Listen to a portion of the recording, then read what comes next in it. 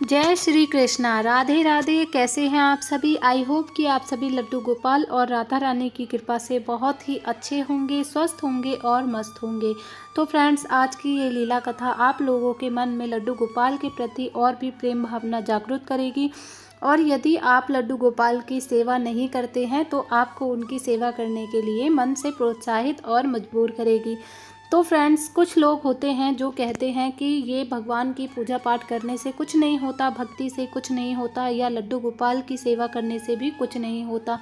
तो उन लोगों से यहाँ पर मैं एक ही बात कहना चाहती हूँ कि जो भी लोग होते हैं, देखिए, हम अपने जीवन में कोई भी कार्य जब करते हैं तो हमें उसके लिए मेहनत तो करनी ही पड़ती है। जैसे कि हमें अपने जीवन में धन की प्राप्ति के लिए जब हम सोचते हैं कि हमारे पास धन आए तो उसके लिए भी हमें मेहनत करनी पड़ती है। हम काम करते हैं, मजदूरी करते हैं और उसके बाद जो है हमें धन प्राप्त होता है, जिसके हम लाभ उठाते हैं और हम उस धन का सुख प्राप्त करते हैं।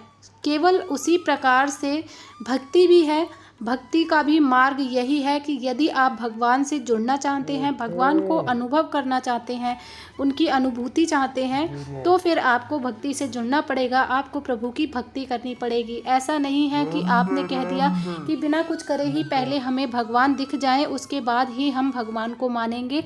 तो देखिए, ऐसा तो इस कलयुग में संभव नहीं है। आपको भक्ति करनी होगी भगवान की। जब आप भगवान को खुद से जोड़ेंगे तभी भगवान भी आपसे स्वयं जुड़ पाएंगे। तो यदि आप भगवान की अनुभूति करना चाहते हैं तो भगवान की सेवा करना बहुत ही आवश्यक है। तो चलिए फ्रेंड्स, लीला कथा को शुरू करते हैं।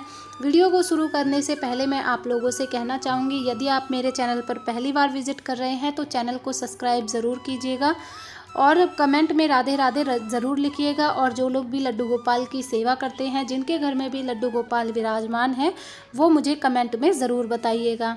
तो चलिए फ्रेंड्स, वीडियो को शुरू करते हैं। ये कथा लड्डू गोपाल की ही एक परम भक्त ममता जी के साथ घटी। ममता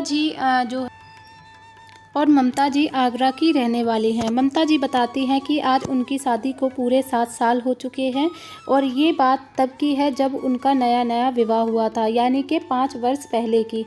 ममता जी बताती हैं जब उनकी नई शादी हुई थी तो उनके परिवार में उनकी सास, ससुर और उनके हस्बैंड थे। परिवार बहुत ही अच्छा था, सब लोग बहुत ही अच्छे थे, किसी भी चीज़ का अभाव घर में नहीं था। उनके पति की सरकारी नौकरी थी और उनके ससुर की भी सरकारी नौकरी थी। सभी लोग बहुत ही अच्छे थे। वे बताती हैं जब उनकी शादी हुई तो उनके सास ससुर भी उनसे बहुत ही प्रेम करते थे और उन्हें बहुत ही मानते थे। ममता जी कहती हैं कि कुछ समय के बाद ही मेरी खुशियों पर ग्रहण लग गया। जब मेरी शादी हुई उसके 2 महीने बाद ही मेरे ससुर जी का देहांत हो गया। जब मेरे ससुर जी का देहांत हुआ तो उनके साथ ही मेरा पूरा जीवन भी बदल गया। मेरे ससुर जी का देहांत होने के बाद मेरी सासू माँ का जो रवैया था वो मेरे प्रति बिल्कुल बदल गया। कहाँ मेरी सासू माँ मुझसे पहले इतना प्रेम किया करती थी, मुझे इतना मानती थी, क्योंकि मैं उनकी इकलौती बहू थी।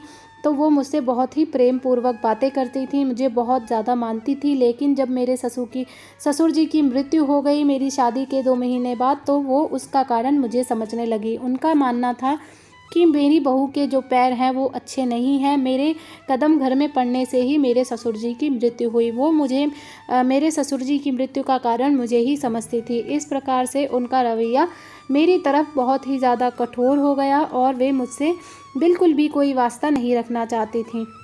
वे मुझसे बातें नहीं करती थी। यदि मैं उनसे बात करने की कोशिश करती थी फिर भी वो मुझसे बात नहीं करती थी। अगर मैं उनसे कोई चीज़ पूछती थी तो वो मुझे, अगर मैं 10 बार पूछती थी तो वो मुझे 1 बार बताती थी। तो इस प्रकार से हमारा जीवन जो है चल रहा था। समय बीतता गया और मेरी शादी को 3 वर्ष हो चुके थे। 3 वर्ष होने के बाद भी मेरी गोद अभी तक नहीं भरी थी, ना ही मुझे माँ बनने का सुख प्राप्त हुआ था। इस वजह से मेरी सासू माँ मुझ पर और भी गुस्सा किया करती थी। वो कहती थी कि मैं उनके घर के लिए अशुभ हूँ, ना ही मुझे बच्चा हो रहा है और मेरे शादी होने के बाद ही मेरे ससुर की मृत्यु का कारण भी मैं ही हूँ। इस वजह से मेरी सास जो है मुझसे बहुत ज़्यादा नाराज़ रहती थी। वो मुझसे बिल्कुल भी बात नहीं करती थी पर मैं इसमें क्या कर सकती हूँ, ये तो सब ईश्वर की कृपा होती है। लेकिन मेरे हस्बैंड बहुत ही अच्छे थे, उन्होंने कभी भी मुझे इस बात का एहसास नहीं दिलाया और ना ही उन्होंने कभी भी मुझे अपने पिताजी की मौत का ज़िम्मेदार समझा। वो मेरी हर बात को समझते थे और मुझसे बहुत ही प्रेम करते थे। समय बीतता रहा इसी प्रकार और मैं एक दिन अपने मायके गई। मेरे मायके में जब मैं गई तो मैंने वहाँ पर देखा कि मेरी भाभी के यहाँ पर कुछ प्रोग्राम था, तो मेरी भाभी मुझे अपने साथ अपने मायके लेकर गई। वहाँ से जब मैं अपनी भाभी के घर पर गई तो वहाँ पर मैंने देखा कि उनकी जो मम्मी है वो लड्डू गोपाल की सेवा किया करती हैं और बहुत ही प्रेम से वो उनकी सेवा करती हैं। उन्होंने उन्हें अपना पुत्र समझकर अपने घर में विराजित किया है। उसके बाद जब उन्हें मेरी स्थिति के बारे में पता चला, मेरी ससुराल के रवैये के बारे में पता चला, उन्हें पता चला कि किस तरह से मेरी ससुराल में मेरे साथ व्यवहार होता है, इन सारी चीज़ों को जानने के बाद उन्होंने जो है मुझे एक बात कही कि तुम परेशान मत हो, परेशानियां तो सबके जीवन में आती ही हैं, लेकिन उन्हें झेलना ही हमारा कर्तव्य है। लेकिन तुम एक काम करो, यदि तुम इतनी परेशान हो और तुम्हारी सास चाहती है तो फिर तुम लड्डू गोपाल की सेवा करो, इससे तुम्हारी गोद लड्डू गोपाल बहुत ही जल्दी भर देंगे। तुम उन्हें अपने पुत्र रूप में उन्हें लेकर के उनकी सेवा करो, अपने पुत्र समझकर लड्डू गोपाल अवश्य ही तुम्हारी सारी परेशानियों को दूर करेंगे और जल्द ही तुम्हारी गोद भी भर देंगे। उन्होंने जब इतने विश्वास के साथ मुझसे ये सारी बातें कहीं तो मुझे भी कहीं ना कहीं लगा कि मुझे लड्डू गोपाल की सेवा करनी चाहिए और शायद वो मेरी ज़रूर सुनेंगे। उसके बाद मैं अपने मायके में ही जो है लड्डू गोपाल के छोटे से विग्रह को लेकर के आई और मैंने वहाँ पर अपने मायके में ही उनका पंचामृत से स्नान वगैरह कराकर उन्हें अपने घर में विराजमान कर लिया। मैंने उनकी सेवा करना शुरू कर दी और कुछ समय बाद जब मैं अपनी ससुराल वापस लौट कर आई तो लड्डू गोपाल को भी साथ में लेकर आई। जब मैं लड्डू गोपाल को साथ में लेकर आई तो मेरी सासू माँ और भी ज़्यादा गुस्सा करने लगी। उन्हें ये बात बिल्कुल भी अच्छी नहीं लगी। उनका कहना था कि अब तो मैंने लड्डू गोपाल को ही अपना पुत्र बना लिया है, इसलिए मुझे अब बच्चों की क्या ज़रूरत है। तो वो बहुत ज़्यादा नाराज़ रहती थी जब मैं लड्डू गोपाल की सेवा करती थी। लेकिन समय इसी तरह से बीतता रहा। अब कभी भी जब भी मेरे पति मुझसे कुछ मांग लेते थे या कुछ भी करते थे तो मेरी सास मुझे हमेशा ताना मारा करती थी। वो मुझे सुनाकर मेरे हस्बैंड से कहती थी कि अब तो तुम्हें अपने काम खुद ही करने होंगे, क्योंकि तुम्हारी बीवी तो भक्त बन गई है, वो तो लड्डू गोपाल की सेवा में ही लगी रहती है, अब वो तुम्हारे काम नहीं करेगी। उसे इतना टाइम नहीं है, इतनी फुर्सत नहीं है कि वो तुम्हारे लिए कुछ करे।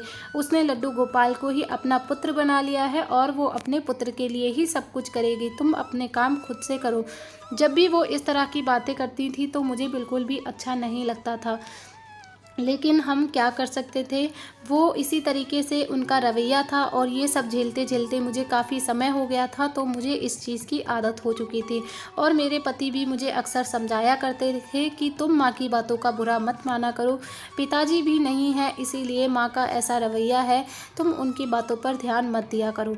समय इसी तरह से बीतता रहा और कुछ समय के बाद जो है पितृपक्ष शुरू हुए।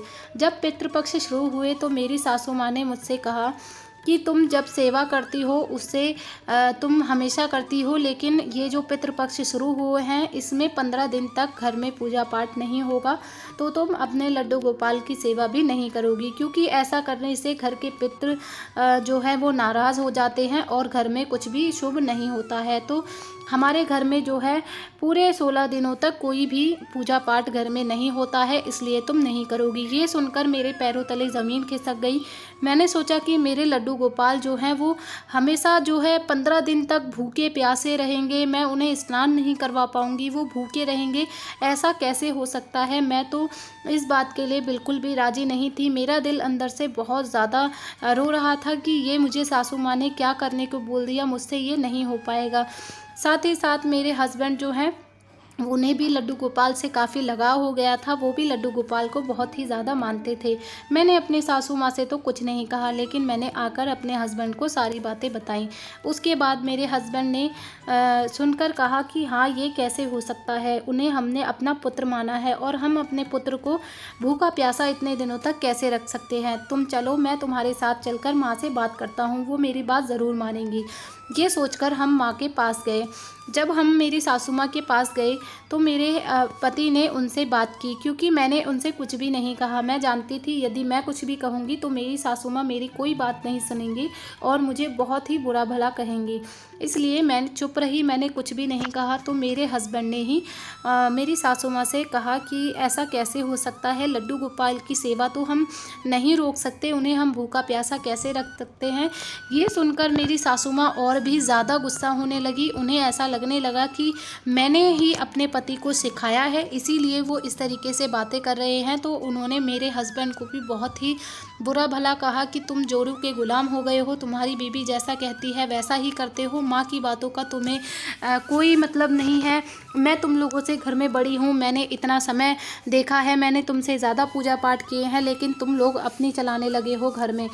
और उन्होंने मुझसे भी कहा, मेरी सासू माँ ने मुझसे ऐसी बात कही जो कि सुनकर मुझे बहुत ही दुख हुआ। उन्होंने मुझसे कहा कि जब मेरे पति ज़िंदा थे, जैसे ही शादी करके तुम आई तो मेरे पति भी मर गए। अब जब वो मर गए हैं तो उनके मरने के बाद मैं उनके लिए शांति के लिए पूजा पाठ करना चाहती हूँ, तो तुम मुझे वो भी नहीं करने दे रही हो। मैंने तुमसे कहा है कि 15 दिनों तक घर में कोई पूजा नहीं होगी, फिर भी तुम मान नहीं रही हो। तुम्हें तो ये नहीं चाहती हो कि मेरे पति की आत्मा को जो है शांति मिले। ऐसा कहकर उन्होंने, मेरी सासू माँ ने हम दोनों को बहुत ज़्यादा अपमानित किया, लेकिन हम लोग क्या कर सकते थे। फिर इसी तरीके से समय बीतता गया, 3-4 दिन हो गए और मैंने अपने लड्डू गोपाल की बिल्कुल भी सेवा नहीं की। लेकिन मैं अपने मन में बहुत ज़्यादा दुखी और परेशान रहती थी कि मैं अपने लाला की सेवा क्यों नहीं कर पा रही हूँ। मुझे बहुत ही ज़्यादा दुख होता था, मैं बहुत ज़्यादा चिंता में रहती थी। मुझे खाना पीना कुछ भी नहीं अच्छा लगता था। मुझे लगता था कि मेरे लाला भूखे होंगे, वो कैसे रह रहे होंगे, कैसे वो बैठे होंगे। मेरे लाला जैसे मैंने उन्हें सुलाया था वो वैसे ही सोए हुए हैं। मैं बस यही सब सोचती रहती थी, पर मैं क्या कर सकती थी। उसके बाद 4 दिन बीत गए। जब 5वां दिन था, 5वें दिन हम सो रहे थे, श्राद्ध का 5वां दिन था और हम लोग सुबह सो रहे थे।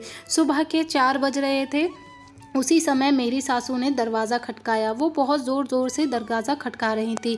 हमने देखा कि इस समय सुबह 4 बजे कौन होगा। जैसे ही हमने दरवाज़ा खोला तो मेरी सासू माँ पसीने में लथपथ और बहुत ही ज़्यादा घबराई हुई थी।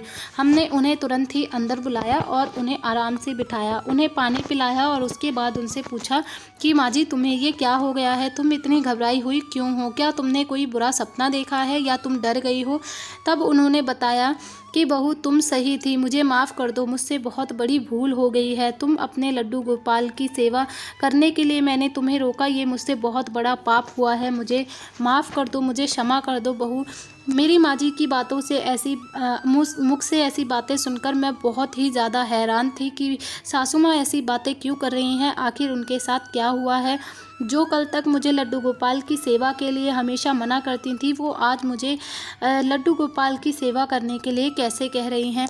तभी मैंने उनसे जो है सारी बातें पूछी कि माँ जी आप स्पष्ट रूप से बताइए क्या हुआ है। तब मेरी सासू माँ ने बताया कि बहू मैंने श्री कृष्ण भगवान के दर्शन किए हैं, मैंने तुम्हारे लड्डू गोपाल के छाया विग्रह के दर्शन किए हैं। मुझे लड्डू गोपाल की छाया विग्रह के दर्शन हुए और वो मुझसे कह रहे थे कि तुम ऐसा क्यों कर रही हो, तुम ना ही खुद से मेरी सेवा करती हो और ना ही मेरी मैया को मेरी सेवा करने दे रही हो। मैं कितने दिनों से भूखा प्यासा बैठा हुआ हूँ, मुझे कष्ट हो रहा है, मुझे बहुत ही ज़्यादा भूख लगी है, तुम मेरी मैया को मेरी सेवा करने दो, ऐसा पाप मत करो, मैं बहुत भूखा हूँ, मुझे खाना चाहिए।